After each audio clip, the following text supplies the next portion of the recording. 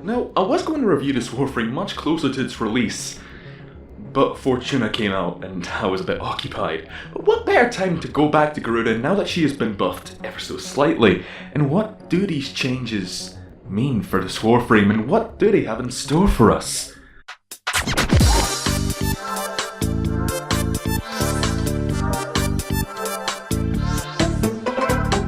Good evening, I'm your host, the Urban Spaceman, and you're watching the Urban Space Zone, and let's cut to the chase.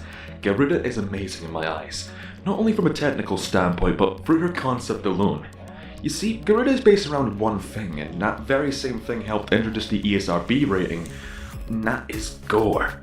Similar to Valkyr, but there's a very big distinction between the two. Valkyr is more primal, more animalistic, and is seen as a ruthless killer.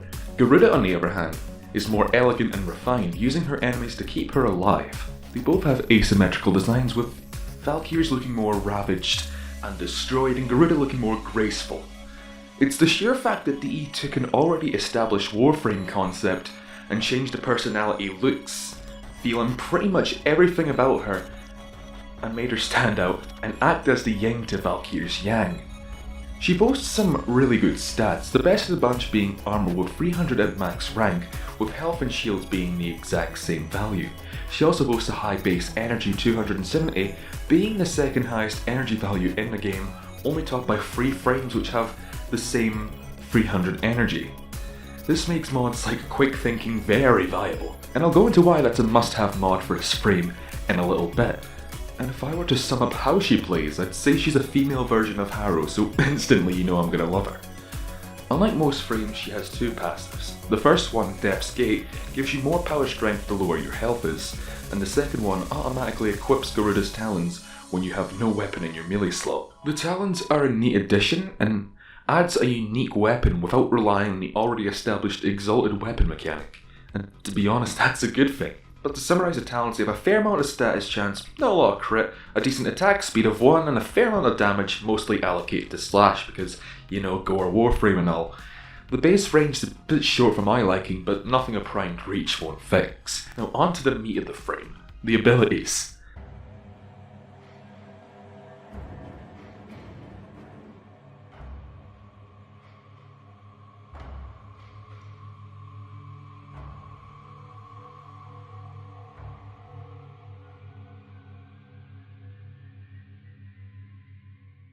Dread Mirror lunges you forward towards your targeted enemy, knocking them down and other enemies within an 8 meter radius, and possibly opening the targeted enemy up for a ground finisher.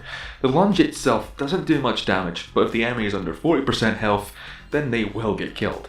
But the main effect is the shield and the Dreadheart, which blocks all incoming damage and channels it into the Dreadheart, and by holding one, you can channel your energy into it, Dragon Ball Z style, and fire it towards your enemies.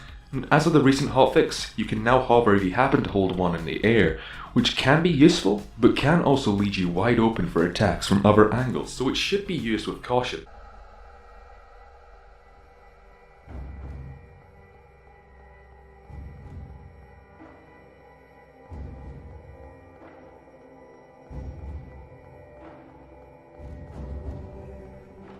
Blood Altar also lunges you forward towards the targeted foe, and also knocks enemies within an 8 meter radius. But this time, you incapacitate the enemy and create an altar that heals you and your allies within the base radius of 8 meters, which of course is affected by range mods. You can also recast it on the same enemy to release them, and any damage that was dealt while they were incapacitated would be inflicted upon them.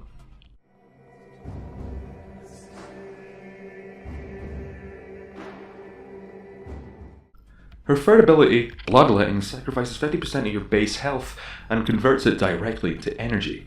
Keep in mind that it doesn't work like Wukong's Defy, where it takes half your current health. 2 casts of this ability will bring you down to 2 HP and restore a percentage of your energy in return. And this ability alone enables synergy with her passive, allowing you to instantly get 100% from her Death's Gate. The only downside is that you can only take 1 hit. Unless you have Quick Thinking, of course. And this is why this is a must-have mod for this frame. It enables you to use Bloodletting without any of the risk that it usually provides. Pretty much you sacrifice your HP for more HP and gain EHP. And given that you also have the Bloodletting Blood Altar combo for infinite energy, this pretty much means you're immortal, as long as you keep your health and energy up, which really isn't hard at all.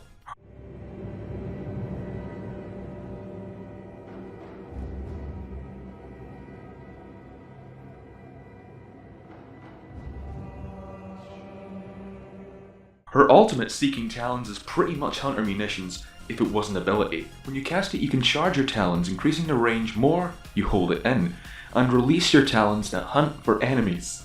And they don't need to be in your line of sight, and they can also go through walls.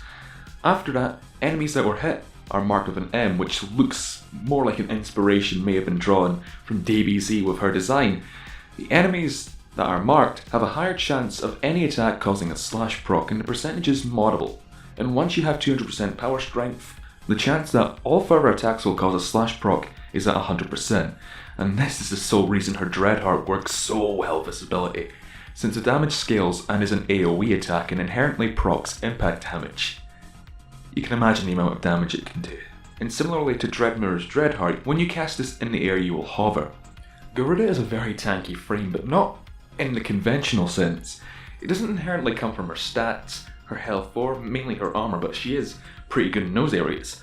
Her abilities are the most important part to her survival, and can benefit from synergy, but isn't solely built around that aspect.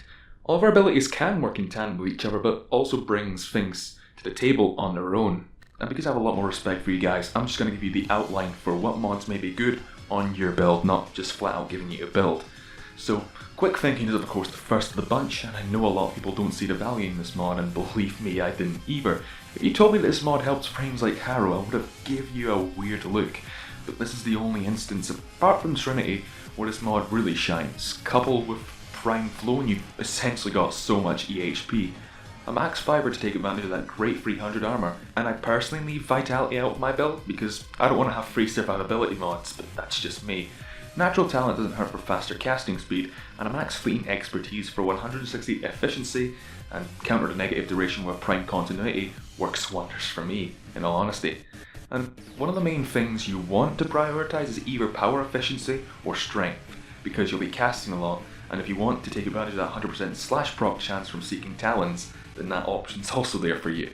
With the least important being duration in my opinion, but only to a certain degree. The abilities are so cheap and you'll never run out of energy, so overdoing it on the duration just seems like a waste of precious mod slots to me when you can just easily refresh it. In conclusion, I really like Garuda. She has the base stats of a relatively tanky frame, but her high energy and her abilities allow for builds that include quick thinking to really up the ante. And in a way is like the solo player equivalent of a Trinity, but plays like Harrow. She can heal her allies, but given how broken it would be if Bloodletting did the same thing, it's understandable that it only works for her.